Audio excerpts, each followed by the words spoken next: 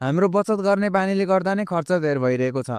सुन्दा अचम्म लाग्ला, तर सत्य भने यही हो। हामी गलत ठाउँमा बचत गर्न खोज्दा खोज्दै धेरै पैसा कमाउँछौँ। यसलाई एउटा उदाहरण मार्फत बुझ्ने कोसिस गरौँ। मानौ एक जोड जुत्ताको दाम 3000 रुपियाँ छ अरे, तर डिस्काउन्ट गरेर त्यो अहिले 1800मा उपलब्ध छ। जब हामी त्यो छुट देख्छौँ तब हामीलाई जुत्ता आवश्यक भए तापनि नभए तापनि त्यो जुत्ता किन्न मन लागिहाल्छ। यो एउटा साइकोलोजिकल ट्रिगर हो। अब त्यो छुटको कारण तपाईँले विवेकपूर्ण वा रेसनली सोच्न सक्नुहुन्न र यो बेला तपाईँ छिटो छिटो निर्णय गर्नुहुन्छ। हतारमा निर्णय गर्दा 90% टाइम गल्ती निर्णय नै गरिन्छ।